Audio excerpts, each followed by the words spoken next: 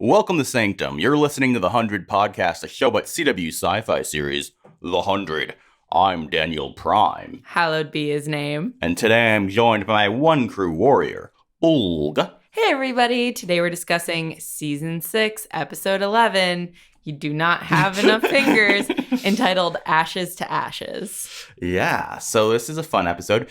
This is our reaction podcast that we do every Tuesday after the episode airs. It goes both up as an audio podcast on podcast services and on youtube.com/DoingOK for video services. It usually goes up on audio the next day, whereas video goes up the night of.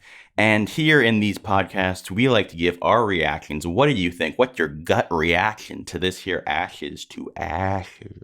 Well, I thought this was a really good episode. Yeah. I think it did have a nice balance of like character work and moving the plot forward. Made the children of Gabriel seem less incompetent. Yes, that's so always good nice. work. Good work. Even Jade knocked somebody out. I know. Good for her. I want to give props to Bob Morley. First time directing. Very good. Very good. Good job. Yeah. A+ work. Yeah. Yeah. I will say, I thought it was one of the best transition episodes they've ever done. Yeah. But I still think it was a transition episode of like getting us from point A to point B to set up next week, which is like the real meat of the matter, right? Yeah, second to last episode, really going to amp things up next week. I think there was some great character stuff here. I think it was a really good episode, but I think because so many cast members and stuff had said it was like one of their favorite episodes of the season, I think that really had more to do with the meta-narrative of Bob being the one to direct. Whereas I was, because so many people had said that, I thought more was going to occur in the episode.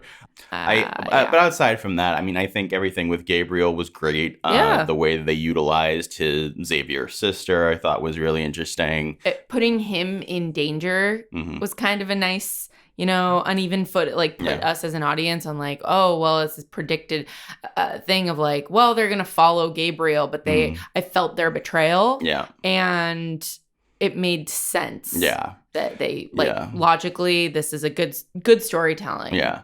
Yeah. I'd say that everything felt like it flowed nicely this episode. The only thing that stuck out to me as odd was that they didn't just go, hey, look, here's a mind drive. It's Josephine's mind drive. Yeah. I don't know why they didn't. Well, just because it's her mind drive doesn't, well, clearly the host can exist without, the Prime can exist without their mind drive in them. That's a good point. So you could say, like, we took it out, and they'll just be like, all right, cool, she's mortal, let's kill her. Okay, that's fair. They established that of, like, let's get another one back into my head, Yeah, good point. Yeah.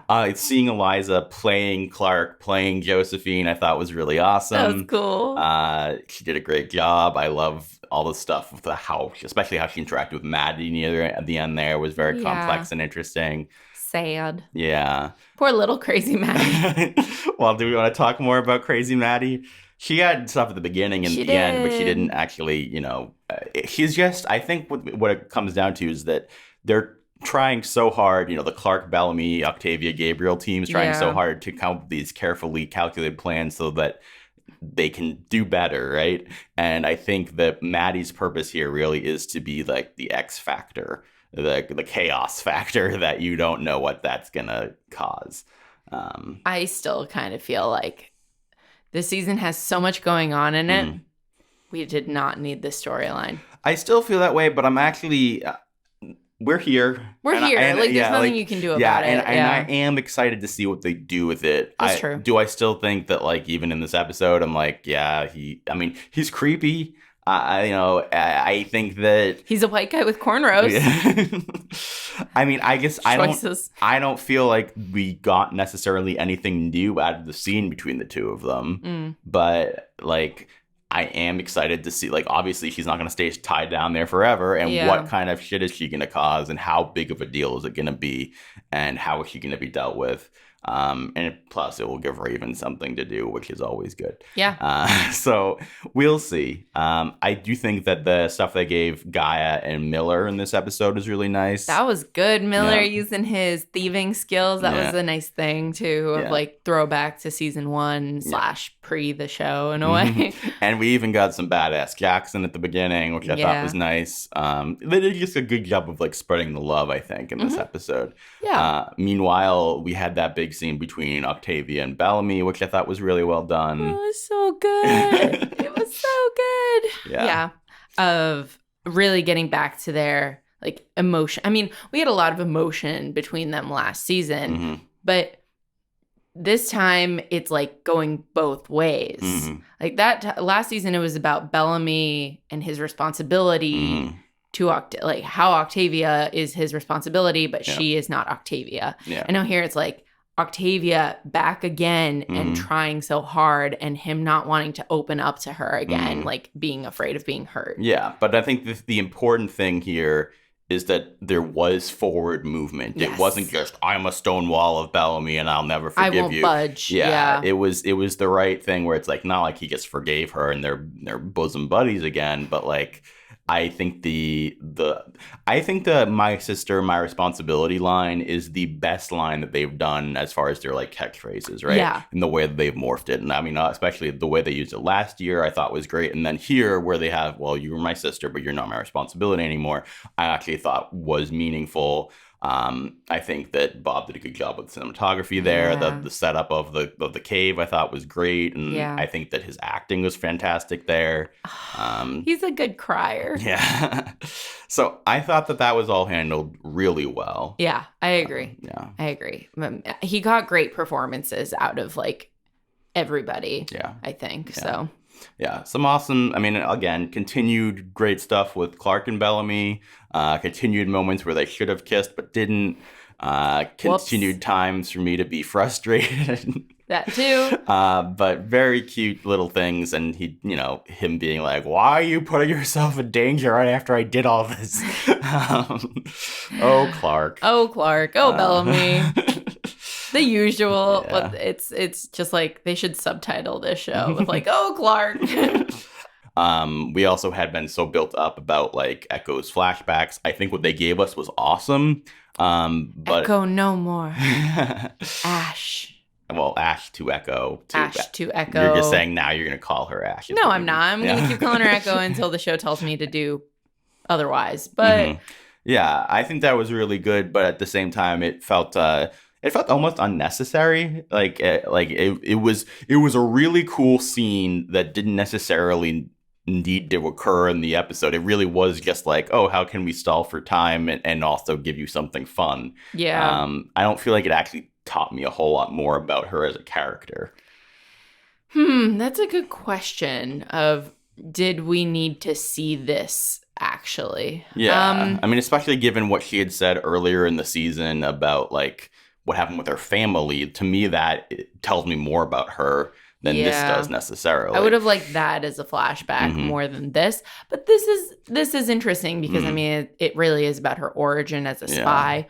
And I guess her first kill is a friend. I mean, that's not to say that doesn't say anything. I don't feel like I have like a whole new perspective on her. Yeah, I truly think, I mean, she fully admitted to Riker, yeah, this is a stall tactic, but also like, I need to get this out. And also you should know this. Like, I feel like it was one of those things where, yes, she was hoping to stall for time, but she did feel like, I need to actually verbalize this too. Yeah. So in that sense, like, I think it does serve present day Echo more so, as a character, more so than it serves like the story and the development of her character. I don't know if that makes a lot of sense, but to me, makes no sense. To me, there's a distinction. I think it's more about like. Yeah, I think what you're trying to say is it serves her as a character more than it serves the audience learning about the character. Exactly. Yeah, exactly. See, you did know what I meant. Yeah, I think, I mean, to be clear, I think that they got great actors to do that. I think Queen Naya was great to get her to have more to do, and I like the look that they gave the whole scene, the look that they gave her. It is cool to find out that she has a different name, that she is Ash and that she took over the moniker of Echo. I guess the only concern I have is that, like, she really didn't get to do much this season still. Yeah, so, I will say I thought that like her flashback episode was going to be like her episode, and this definitely wasn't like, she had good stuff, but it definitely wasn't like her episode. It wasn't the Echo episode. Yeah. It's like, here's like your 5 minutes ish of Echo. I would even argue that it wasn't as good for her as the Amori episode was for Amori. I agree. Because I feel like that was a real like character shifting, important, great moment for Amori, whereas this was just like, oh, Echo's cool. Like, and she has a tragic background, which you already kind of knew. So does Amori. Yeah.